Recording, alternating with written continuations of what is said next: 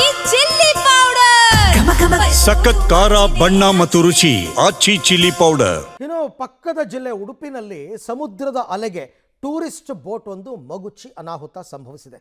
ಇಬ್ಬರು ಪ್ರವಾಸಿಗರು ಸಾವನ್ನಪ್ಪಿದ್ದಾರೆ, ಮತ್ತಿಬ್ಬರಿಗೆ ಚಿಕಿತ್ಸೆಯನ್ನು ಕೊಡಿಸಲಾಗ್ತಾ ಇದೆ.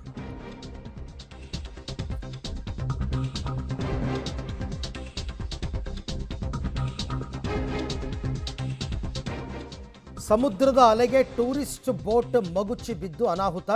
ಇದರಲ್ಲಿ ಇಬ್ಬರು ಪ್ರವಾಸಿಗರು ಸಾವನ್ನಪ್ಪಿದ್ದಾರೆ, ಮತ್ತಿಬ್ಬರಿಗೆ ಚಿಕಿತ್ಸೆ ಕೊಡಿಸ್ತಾ ಇದ್ದಾರೆ. ಉಡುಪಿ ತಾಲೂಕಿನ ಕೋಡಿಬೆಂಗ್ರೆ ಅಳಿವೆ ಬಾಗಿಲು ಬಳಿ, ಅಳಿವೆ ಬಾಗಿಲು ಅಂದರೆ ಸಮುದ್ರವನ್ನು ನದಿ ಸೇರುವಂತಹ ಜಾಗ. 22 ವರ್ಷದ ಶಂಕರಪ್ಪ, 23 ವರ್ಷದ ಸಿಂಧು ಸಾವನ್ನಪ್ಪಿದ್ದಾರೆ. ಇನ್ನು ಧರ್ಮರಾಜ್ ಮತ್ತು ದಿಶಾ ಅನ್ನೋರಿಗೆ ಚಿಕಿತ್ಸೆ ಕೊಡಿಸ್ತಾ ಇದ್ದಾರೆ. ಟೂರಿಸ್ಟ್ ಬೋಟ್ನಲ್ಲಿ ಸಂಚಾರ ಹೋಗಿದ್ದರು 15 ಪ್ರವಾಸಿಗರು. ಸೇಫ್ಟಿ ಜಾಕೆಟ್ ಧರಿಸದೇ ಹೋಗಿರ್ತಕ್ಕಂಥ ಸಂಶಯ ವ್ಯಕ್ತವಾಗ್ತಾ ಇದೆ. ಮಲ್ಪೆ ಠಾಣೆಯಲ್ಲಿ ಪ್ರಕರಣ ಕೂಡ ದಾಖಲಾಗಿದೆ.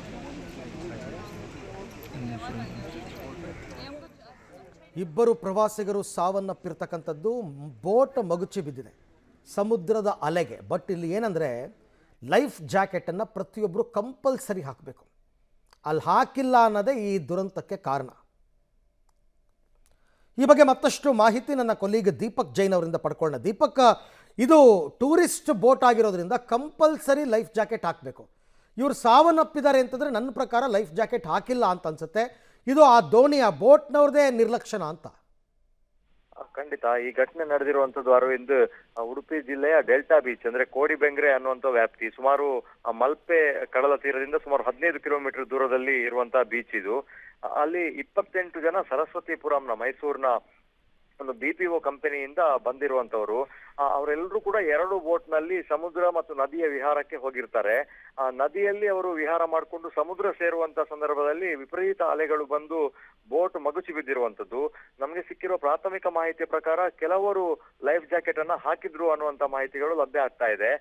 ಆದ್ರೆ ಲೈಫ್ ಜಾಕೆಟ್ ಹಾಕಿದ್ದವರು ಕೂಡ ನೀರಿನಲ್ಲಿ ಮುಳುಗುವಂತ ಸಂದರ್ಭದಲ್ಲಿ ಲೈಫ್ ಜಾಕೆಟ್ ಜಾರಿ ಅವರು ನೀರಿನ ಒಳಗೆ ಬಿದ್ದಿದ್ದಾರೆ ಅನ್ನುವಂತ ಪ್ರಾಥಮಿಕ ಮಾಹಿತಿಗಳು ಕೂಡ ಲಭ್ಯ ಆಗ್ತಾ ಇದೆ. ಯಾಕಂದ್ರೆ ಈ ತರದ ಸಮುದ್ರ ವಿಹಾರ ಮಾಡುವ ಸಂದರ್ಭ ಕಂಪಲ್ಸರಿಯಾಗಿ ಲೈಫ್ ಜಾಕೆಟ್ ಹಾಕಿಯೇ ಇರ್ತಾರೆ ಅರವಿಂದ್.